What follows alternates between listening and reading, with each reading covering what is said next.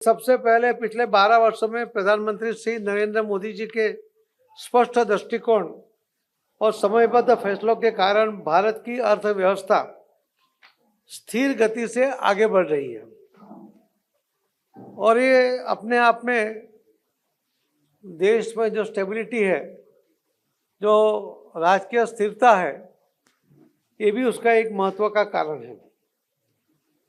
आप देखेंगे कि महंगाई पर भी नियंत्रण रखा गया है। अभी महंगाई की कोई बात नहीं करता क्योंकि उसको पता है कि महंगाई बढ़ने नहीं देते, उसके ऊपर नियंत्रण रखा गया है।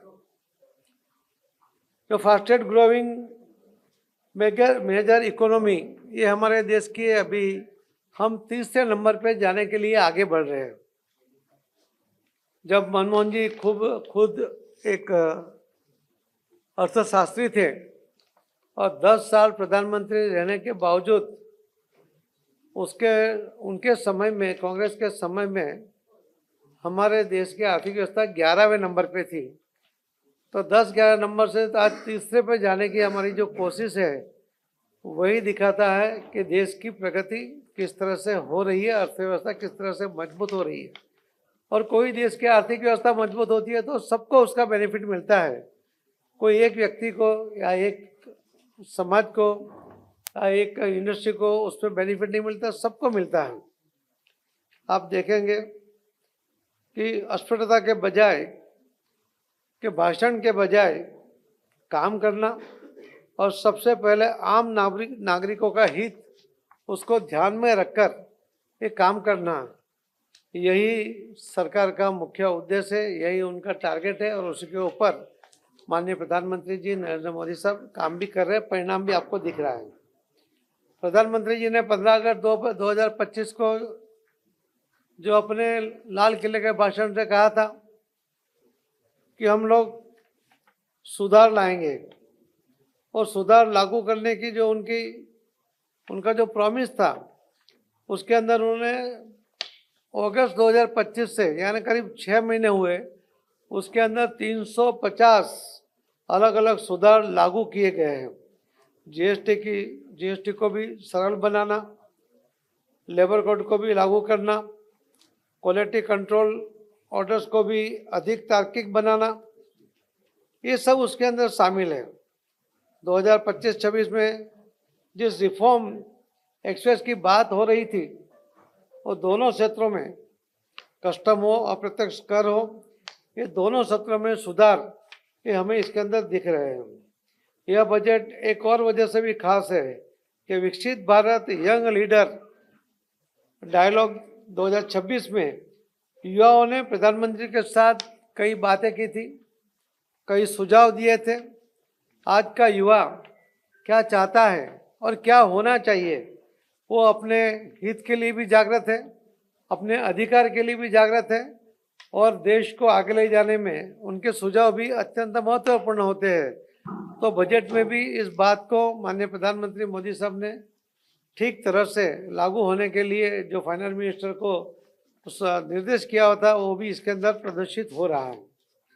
प्रधानमंत्री जी के नेतृत्व में एनडीए सरकार का संकल्प है कि गरीब, वंचित और जरूरतमंद वर्ग को ध्यान में रखा जाए और मजबूत उनको सहारा दिया जाए। इसी संकल्प को पूरा करने के लिए बजट को 3 कर्तव्यों पर आधारित किया गया है। पहला है विकास की तेज और स्थायी बनाना, दूसरा लोगों की क्षमता बढ़ाना, और तीसरा उनकी आकांक्षाएं पूरी करना। यह परिवार, हर क्षेत्र, हर सेक्टर तक संसाधन, सुविधाएं और अवसर पहुंचाना, ये 3 टारगेट लेकर चल रहे थे। अब मैं पहले कर्तव्य की बात करूंगा कि कर्तव्य नंबर 1 के तहत बजट में 6 बड़े क्षेत्रों पर फोकस किया गया है। देश में उत्पादन और रोजगार बढ़ाने के लिए कई ठोस कदम उठाए गए हैं। जैन दवाओं के क्षेत्र में भारत की वैश्विक केंद्र बनाने के लिए वहाँ पर भी काम हो रहा है। आप देखेंगे कि बायोफार्मा शक्ति शुरू की जा रही है, उसके अंदर भी 10,000 करोड़ का कार्यक्रम 5 वर्षों के लिए रखा गया है, ताकि देश में बायोलॉजी और बायोएनर्जी का उत्पादन बढ़े। इंडिया हर तरह से इंडिया जो मिशन है उसका वो 2.0 लाया गया है ताकि सेमीकंडक्टर के उपकरण और समग्र सामग्री देश में बने। इंडियन आईपी तैयार करने और अप्लाई चेन मजबूत करने के लिए ये पूरी कोशिश इस बजट में की गई है, उसके लिए प्रावधान भी किया गया है। इलेक्ट्रॉनिक कंपोनेंट्स मैन्युफैक्चरिंग के लिए आउटले बढ़ाकर 40,000 करोड़ किया गया है। देश में रसायन उत्पादन बढ़ाने की ओर आयात पर निर्भरता घटाने के लिए राज्यों को 3 केमिकल पार्क स्थापित करने का भी ऐलान इस बजट के अंदर किया गया है। उसके लिए सहायता भी केंद्र की ओर से दी जाएगी। मशीनों और बड़े उपकरणों के क्षेत्र में भी नए कदम, 2 हाईटेक टूल रूम्स निर्माण, इंफ्रास्ट्रक्चर में लगने वाले उपकरणों के लिए नई योजना और कंटेनर निर्माण के लिए भी 10,000 करोड़ का प्रावधान। कपड़ा उद्योग के लिए भी रोजगार देने वाला यह क्षेत्र है, उसके लिए भी इसके अंदर 5 सूत्री कार्यक्रम, खादी, हथकरघा व हस्तशिल्प को मजबूत करने के लिए महात्मा गांधी ग्राम स्वराज पहल लाई जा रही है। पुराने औद्योगिक क्षेत्र को फिर से ताकत देने के लिए 200 लेजिस्लेटिव इंडस्ट्रियल को रिवाइव करने की योजना है ताकि उनकी लागत घटे और प्रतिस्पर्धा बढ़े। छोटे और मझोले उद्योगों में उसको भी मजबूत करने के लिए सहायता दी गई है। उसके में 10,000 करोड़ का ग्रोथ रोड फंड में 2,000 करोड़ का टॉप अप भुगतान व्यवस्था को बेहतर बनाने के लिए प्रयास और छोटे शहरों में एमएसएमई की मदद के लिए भी कॉर्पोरेट मीटर्स की व्यवस्था की गई है। इंफ्रास्ट्रक्चर का इस बजट में एक बहुत बड़ा युग शुरू हो रहा है। आप देखेंगे कि राज्यों के विकास के लिए भी विशेष सहायता के रूप में SSGI स्पेशल असिस्टेंट के लिए भी पूंजीगत निवेश के लिए राज्यों को विशेष सहायता देने का भी प्रावधान इसमें किया गया है।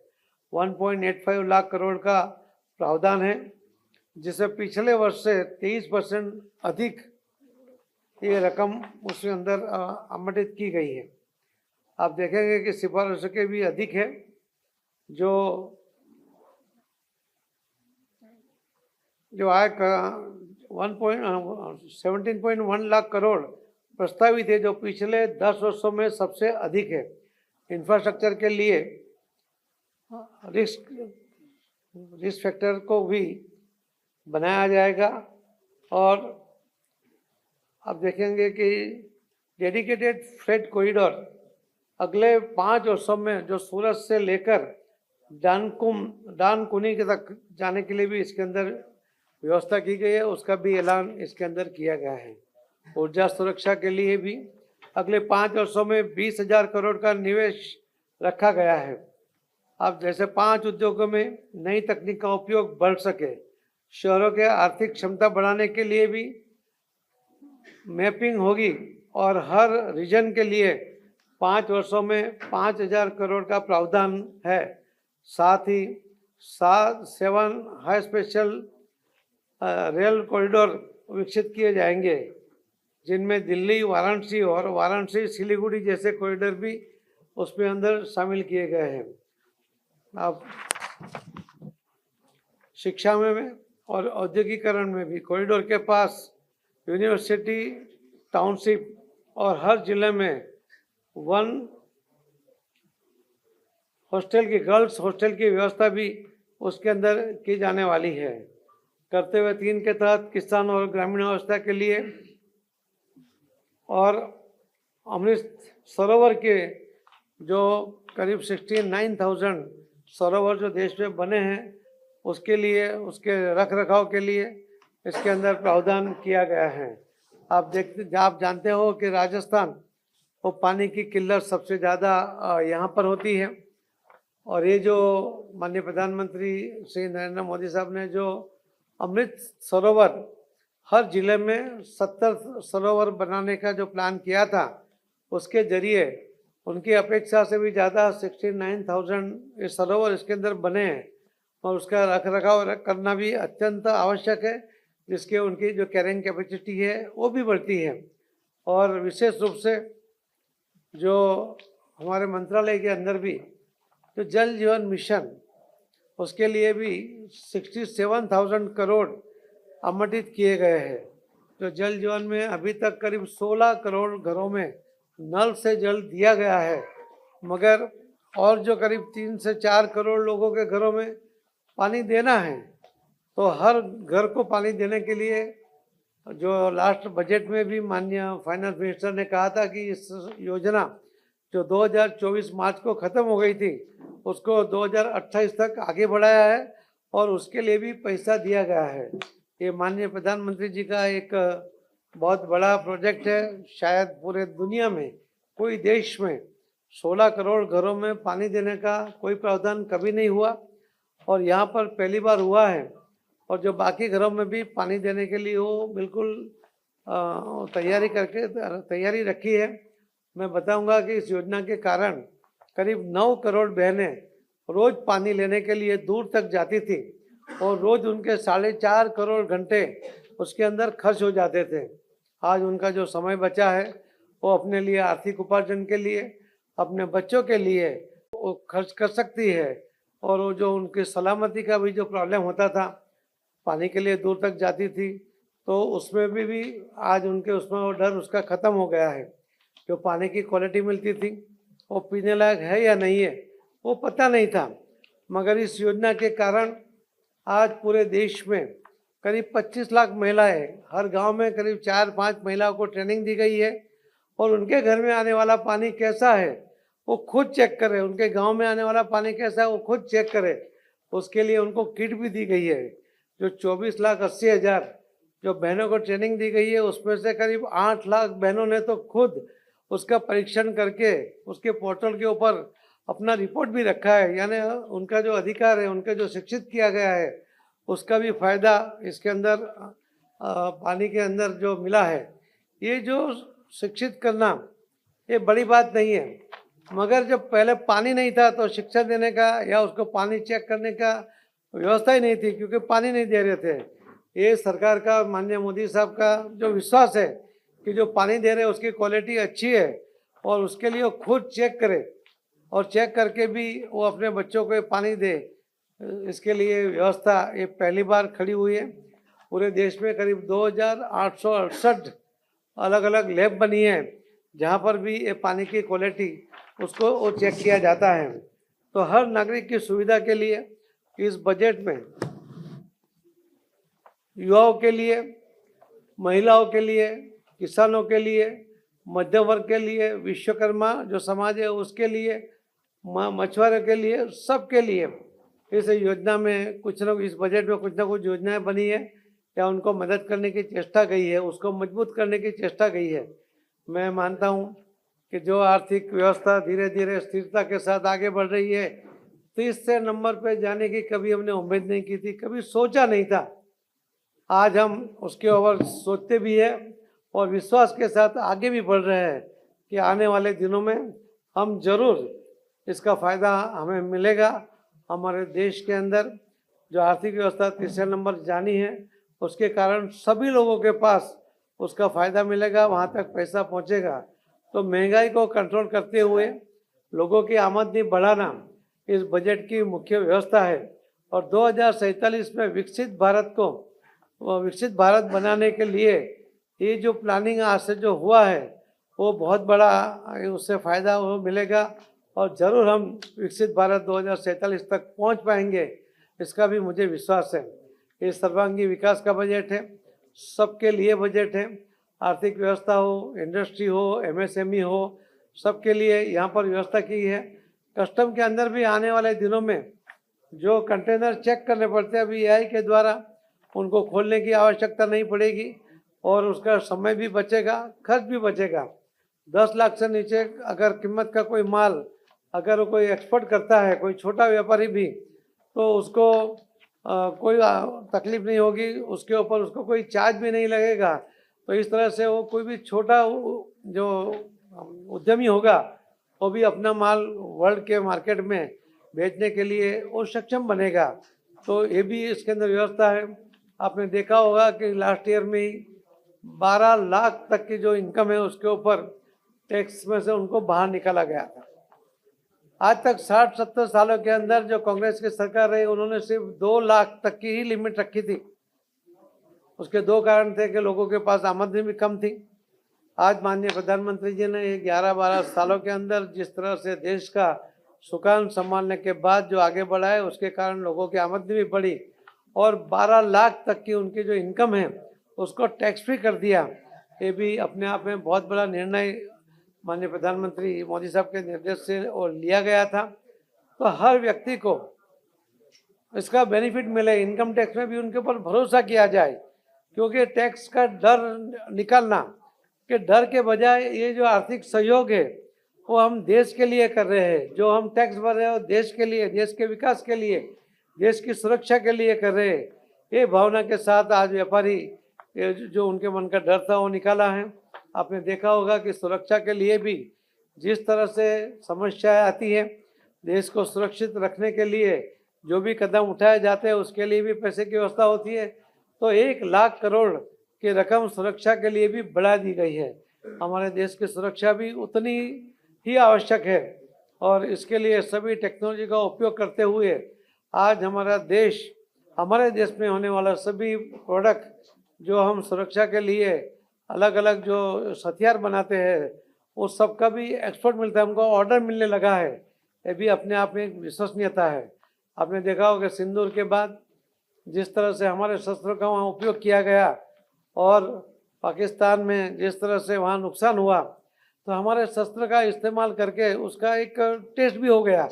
पूरी दुनिया को देखा कि भारत मजबूत भी हो गया और भारत में निर्माण होने वाले शस्त्र ये बिल्कुल परफेक्ट भी है और उसी के कारण कई ऑर्डर भी हमें मिले। इसमें भी हमारा देश उसको प्रगति कर रहा है।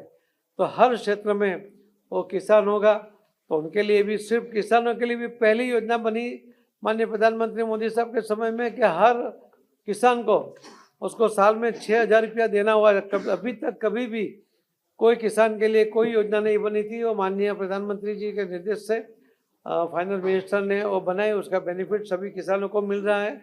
आज एक बजट में व्यवस्था की गई है, करीब 550 करोड़ रुपया एमकेड के लिए दिया है। एमकेड का एक प्रोजेक्ट जो अभी पायलट प्रोजेक्ट है जो हमारे पास ही है और हम लोग हमारे मंत्रालय में उसके ऊपर काम हो रहा है। आने वाले 6 महीने में उसको कंप्लीट करेंगे। जैसे सभी घरों में नल से जल दिया गया है उसी तरह खेतों में भी एक जगह पे पाइप से क्वालिटी के साथ पानी, क्वांटिटी के साथ पानी, पाइप से पानी, और वहाँ से किसान को एक जगह जो पानी मिलेगा तो वहाँ से वो ड्रिप सिस्टम से या उसको पाइप, बिना पाइप यानी पाइप से ही पानी आगे देगा, वो ओपन ड्रेनेज से नहीं देगा, वो स्प्रिंकलर लगाएगा या ड्रिप लगाएगा। मगर पहले जो पानी जमीन खुली गटर से कैनाल से देते थे उसकी वजह से 30% पानी उसके अंदर व्यय होता है। आज अब जब हम जानते हैं कि 83% इस देश का पानी वो एग्रीकल्चर में यूज़ होता है। अगर एमकेड की योजना के कारण उनका पानी की बचत होगी, कम पानी में किसान अच्छी खेती कर पाएंगे और यही पानी उसको 2 फसल 3 फसल करने में भी उसको उपयोग होगा। तो ये पहली बार ये योजना बनी है कि जो किसानों की आय बढ़ाने के लिए उसको पानी की समस्या हल करते हुए, पानी का व्यय वो कम करते हुए एमकेड की योजना बनी है। अभी 22 राज्यों में अलग अलग जगह हर राज्य में करीब 4-5 हज़ार हेक्टेयर वो पायलट प्रोजेक्ट चल रहा है। अगले 6 महीने में भी ये प्रोजेक्ट पूरा हो जाएगा। तो उसके लिए भी इस बजट के अंदर 550 करोड़ रुपया अलग से अभी आवंटित किया गया है। तो इस तरह सबके लिए इस बजट के अंदर कुछ ना कुछ दिया गया है। सबको मजबूत करने के लिए उसके अंदर प्रयास है कि देश मजबूत करना है तो हमारे देश में सभी सेक्टर के लोगों को उसके अंदर मजबूत करना पड़ेगा। और पहली मजबूताई होती है आर्थिक व्यवस्था, बाकी उसको सुविधा, कोई शिक्षा के लिए उसकी सुविधा होनी चाहिए, मेडिकल के लिए सुविधा होनी चाहिए, बाकी सभी सुविधा भी उसको नज़दीक में मिले। तो इसीलिए राज्यों को भी स्ट्रेंथन करने की आवश्यकता है। तो ये सभी इस बजट के अंदर उसका आवंटित करके उसको शामिल करते हुए ये बजट दिया गया है। ये बहुत अच्छा बजट इस बार भी दिया, इसके लिए मैं माननीय प्रधानमंत्री श्री नरेंद्र मोदी साहब को और निर्मला सीतारामन जी को बहुत बहुत धन्यवाद भी देता हूँ। बहुत दिनों से जो राजस्थान का ये अधिकार था उसके ऊपर कोई सरकार ने काम नहीं किया, उसके कारण जो पानी आपको मिलना चाहिए था वो नहीं मिला था। माननीय प्रधानमंत्री श्री नरेंद्र मोदी साहब के निर्देश से हरियाणा के मुख्यमंत्री जी सैनी जी और राजस्थान के मुख्यमंत्री जी भजन लाल जी दोनों के बीच में एमओयू हो गया। माननीय प्रधानमंत्री मोदी जी के समक्ष जब साइन हो गया एमओयू, और मैं आपको बताना चाहूँगा कि आज ही माननीय हरियाणा के मुख्यमंत्री जी सैनी जी ने उसको सम्मति भी दे दी है। अब वो डीपीआर बनना शुरू हो जाएगा और जल्दी से उसका काम शुरू हो जाएगा, क्योंकि वो पाइप से पानी लाना है। सरप्लस वाटर तो बहुत जल्दी ये काम भी हो जाएगा। अगर कोई बांध बनाना है तो उसमें टाइम लगता है, मगर तो सरप्लस वाटर है जो राजस्थान के लिए बहुत बड़ा काम है। उसी के साथ मैं आपको भी कहना चाहूँगा कि जो MPKC, जो मॉडिफाइड PKC की जो योजना है, उसके अंदर भी जो एमओयू हो गया है, मध्य प्रदेश और राजस्थान के मुख्यमंत्री ने माननीय प्रधानमंत्री श्री नरेंद्र मोदी जी के उपस्थिति में उन्होंने उनके समक्ष वो एमओयू साइन कर दिया है। उनके भी डीपीआर आ गए हैं, हम हमारे मंत्रालय में उसके ऊपर वो चेक कर रहे हैं। कुछ ही दिनों में उनका हम राज्यों को भेजेंगे, राज्य उसके ऊपर टेंडरिंग करेंगे, उसका काम भी शुरू हो जाएगा। मैं बताना चाहूँगा आपको कि 77,000 करोड़ से लेकर 1 लाख तक का 1 लाख करोड़ तक का इसके अंदर बजट है। और मैं तो कई बार कह चुका हूँ कि आज सबसे कम पानी ये आपके यहाँ है, राजस्थान में है, मगर आने वाले दिनों में सबसे ज़्यादा पानी राजस्थान के पास होगा, ये मुझे विश्वास है। आपके मुख्यमंत्री बहुत ही बार बार दिल्ली आते हुए पानी के लिए वो कुछ ना कुछ लेके ही आते हैं, लेके ही जाते हैं वापस। तो उनका जो फोर्सफुली वो काम के पीछे लगे हैं तो परिणाम जरूर आएगा। हमारे अध्यक्ष जी भी वहाँ उनके साथ जुड़ जाते हैं और दबाव डालते हैं, मगर ये राजस्थान के लिए आवश्यक है और जरूर वो आगे बढ़ रहा है। योजना बनी, आप सोचिए कि 77,000 करोड़ से 1 लाख करोड़ तक का ये प्रोजेक्ट पहली बार पानी के लिए राजस्थान में आ रहा है। केंद्र सरकार कितना देगी और स्टेट गवर्नमेंट दोनों मिला के कितना देगी वो बहुत महत्वपूर्ण नहीं है, कितना पानी मिलेगा। आपको लगभग 10 लाख हेक्टर जमीन को किसानों के लिए पानी मिलेगा और 50 लाख लोगों को पीने का पानी इस योजना से मिलेगा। ये अपने आप में बहुत बड़ी बात है। तो वो महत्वपूर्ण है कि योजना बने, जल्दी से पूरी हो जाए। पैसा कोई भी सरकार लगाए, लोगों को पानी मिलना चाहिए। आशीष जी, आशीष कोटरस। जी हाँ जी। पाटिल साहब, लोकसभा अध्यक्ष ओम बिरला जी ने एक बयान दिया है। उन्होंने कहा है कि प्रधानमंत्री को उस दिन कुछ भी हो सकता था, मैंने ही आने से मना किया है था, और उन्होंने उस घटना को और उस दिन को एक काला धब्बा बताया है। आप इसको किस तरीके से सर, मतलब पूरा देश जानता है। आपके हिसाब से पीएम साहब लोकसभा में जवाब क्यों नहीं दे पाए, इसकी वजह क्या है? आप जानते हो कि जवाब कांग्रेस की वजह से नहीं दे पाए। कांग्रेस के जो LOP है उन्होंने जिस तरह से वातावरण बनाया, सब महिला सांसदों को PM साहब की सीट के ऊपर पहुंच जाना, उसको घेर लेना और एक वातावरण ऐसा बनाना कि उनको उनके ऊपर असॉल्ट कर ले, इस तरह की स्थिति खड़ी करना, ये कांग्रेस के लिए अपने आप में बहुत दुर्भाग्यपूर्ण है। उन्होंने ऐसा नहीं करना चाहिए। और एक महिलाओं को आगे करके अगर उन्होंने काम किया है तो हमारा इतिहास साक्षी है कि महिलाओं को आगे करके कौन ये करता है, जो दुर्बल होता है, जो पूरी अपनी ताकत के ऊपर भरोसा जिनको नहीं है, वही ऐसा काम करता है। ये लोकसभा जवाब देने के लिए, प्रश्न पूछने के लिए, उसके बजाय उसको जवाब नहीं देने देना, ये तो देश के साथ भी बहुत बड़ा अन्याय है, ऐसा मैं मानता हूँ। अमर शर्मा जी, अमर जी।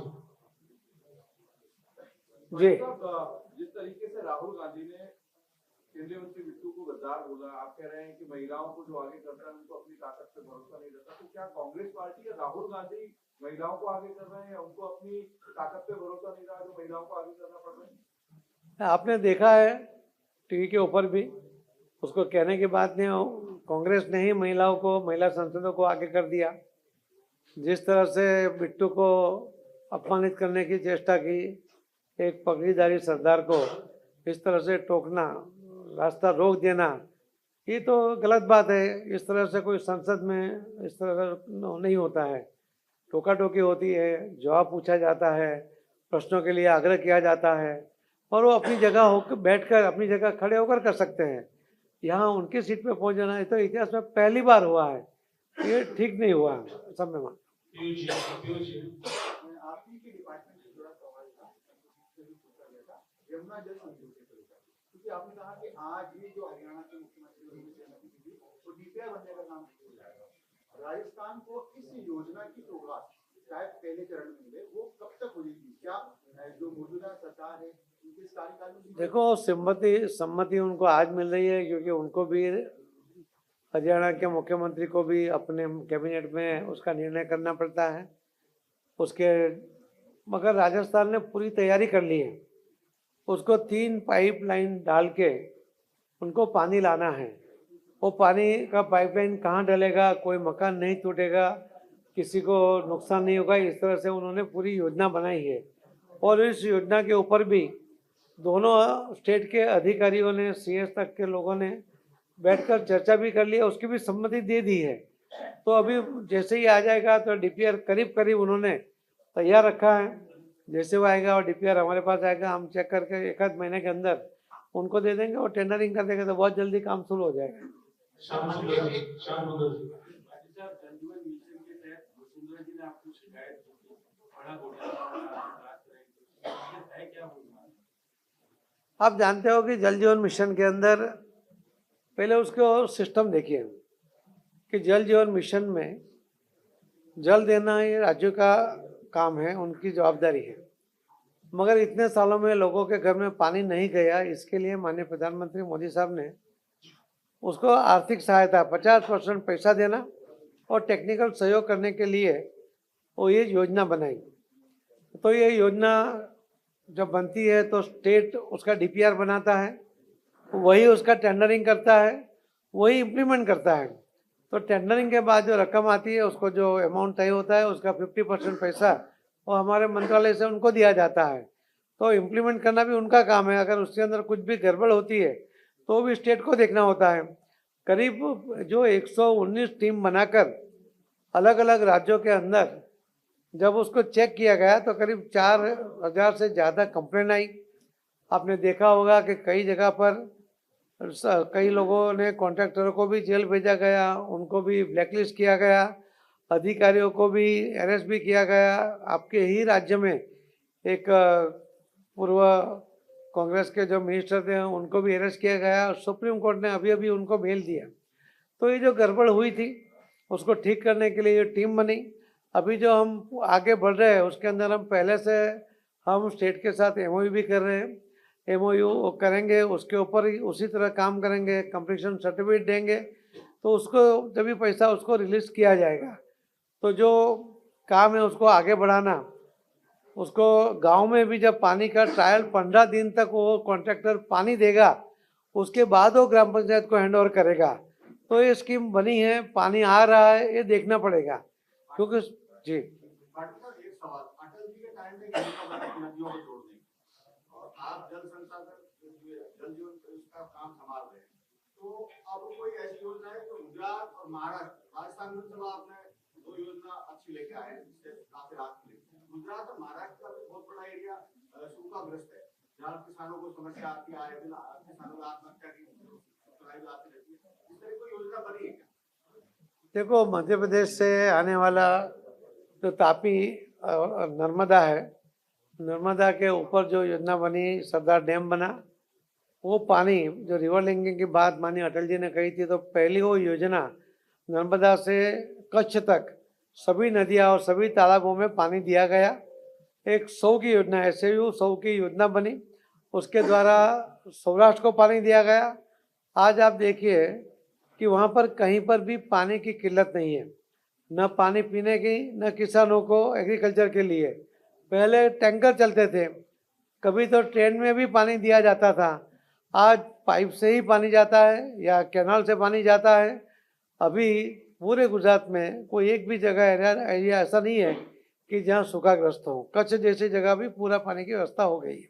श्रीवत्स रिवर लिंकिंग की बात में आपको और भी बता दूं कि रिवर लिंकिंग की बात अटल जी ने कही थी, उसको माननीय प्रधानमंत्री जी ने आगे बढ़ाया। केंद्र में तो का पहला प्रोजेक्ट किया, उसके अंदर भी करीब 44,000 करोड़ का ये प्रोजेक्ट है। अभी तक उसके अंदर 20,000 करोड़ रुपया खर्च कर दिया है और आने वाले 4 साल में 2030 में ये प्रोजेक्ट पूरा हो जाएगा। उसके अंदर भी 10,62,000 हेक्टेयर जमीन को वहाँ पर पानी मिलेगा और 62 लाख लोगों को पीने का पानी मिलेगा। दूसरी योजना आपकी है MPKC है, जो मॉडिफाइड PKC योजना है, उसके अंदर मैंने अभी आपको बताया कि 10 लाख हेक्टेयर जमीन और 50 लाख लोगों को पीने का पानी। ये भी एक दोनों स्टेट के अंदर रिवर लिंकिंग की बात है। आपकी ये सभी नदियाँ जोड़कर ही उसके अंदर पानी आने वाला है। तो रिवर लिंकिंग के ऊपर भी जो 30 नदियाँ को जो हमने आइडेंटिफाई की है, उसमें अंदर 24 का भी DPR बन गया है, तो उसके ऊपर भी काम चल रहा है। मंत्री जी ये इधर बोलिए। ऑपरेशन सिंधु के दौरान जोर शोर से एक बड़ा ऐलान हुआ था कि पाकिस्तान को सिंधु नदी का जल नहीं दिया जाएगा। क्या सिंधु नदी का जल पाकिस्तान को आज की तारीख में दिया जा रहा है? होगा तो कितना पानी होगा? देखिए, जो सिंधु नदी का ट्वीट था, उसको TT को हमने एबेंस पे माननीय प्रधानमंत्री मोदी जी ने रख दिया है। अब वो पानी को जो रोकने की जो हमारी व्यवस्था है और उसको डाइवर्ट करने के लिए DPR बन रहा है, उसके ऊपर काम हो रहा है। पानी का एक बूंद भी आगे उसके ऊपर पाकिस्तान में नहीं जाएगा। अभी भी जो पानी है जो कंपलसरी छोड़ना पड़ता है, तो वो अभी हम यहाँ ओपन में उसकी बात नहीं करना चाहिए। इसके लिए वो मैं आपको जवाब नहीं दूंगा यहाँ पे, आप कभी मिल लेना, हम बता देंगे। मगर ये पानी की वजह से हरियाणा, पंजाब, दिल्ली और राजस्थान सबको पानी मिलेगा और आपकी जो समस्या है वो हल हो जाएगी। यमुना की भी समस्या हल हो जाएगी, उतना पानी उसमें से आएगा। सर, भविष्य में भी पाकिस्तान को पानी देने के मूड में नहीं है। नहीं देंगे उसको पानी। अच्छा मंत्री जी, मेरा सवाल ये है कि विधानसभा और लोकसभा चुनाव में ERCP को लेकर बड़े-बड़े मुद्दे और वादे भी किए गए, तो आखिर क्या पेच लग रहा है ERCP को लेकर? क्योंकि आपने अभी खुद ने कहा है कि राजस्थान में जल की कमी है। ये जल की कमी है, इसीलिए ये योजनाएं बन रही है। जो मैंने कहा ना कि अभी आपको हरियाणा से जो पानी लेने की बात, उसकी सम्मति आज ही मिल गई। आपका जो योजना बन रही है PKC की मॉडिफाइड बना के, उसको भी आगे बढ़ा रहे हैं। तो पानी की किल्लत आपकी कम करने के लिए ही ये प्रोजेक्ट बढ़ रहे हैं। इससे आने वाला पानी की जो क्वांटिटी है, उसके कारण जिस तरह से काम हो रहा है, तो राजस्थान की पानी की किल्लत वो बिल्कुल कम हो जाए। उसके साथ हम एक रेन वाटर हार्वेस्टिंग का माननीय प्रधानमंत्री मोदी जी ने एक संकल्प लिया था। सूरत में 6 सितंबर 2024 को उन्होंने वर्चुअल में कहा था कि लोगों ने जहां उसकी कर्मभूमि है, कर्मभूमि से मातृभूमि के लिए कुछ करना चाहिए और जल संचय जन भागीदारी से जन आंदोलन में परिवर्तित करना चाहिए। आखिरी विष्णु शर्मा जी। एक मिनट, तो उसके लिए भी करीब आपके यहाँ 4,15,000 के स्ट्रक्चर बने जो जमीन में बारिश का पानी उतार देते हैं, और उसमें सूरत से बहुत ज़्यादा लोगों ने और जीटो के लोगों ने भी बहुत काम किया। 4,15,000 स्ट्रक्चर से जो पानी उतरता है जमीन में, उससे भी आपका पानी का लेवल ऊपर आ रहा है और जल संचय भी हो रहा है। दे दिया है और उन्होंने पुनः विचार के लिए दिया है, तो उसके ऊपर मैं कोई कमेंट नहीं करूँगा। मगर मैंने कहा ना कि हम कोई एक राज्य के लिए क्या मिला है उसकी बात नहीं है। जो बजट में जनरल जो बातें हैं कि पूरे देश के लिए, सभी सेक्टर के लिए क्या क्या दिया गया है, उसके मैंने आपके सामने बात रखी है। सिर्फ उसमें से राजस्थान के लिए क्या किया गया है तो राजस्थान सरकार ही आपको अलग करके बताएंगे, क्योंकि योजना जब बनती है वो पूरे देश को ध्यान में रखती बनती है, उसी में से सबको फायदा मिलता है। धन्यवाद मंत्री महोदय। सर, वो पाकिस्तान का जो पानी जा रहा है वो कब तक पूर्ण रूप से रुक जाएगा? बस इतना बता दीजिए। जैसे रुकेगा आपको बता दें।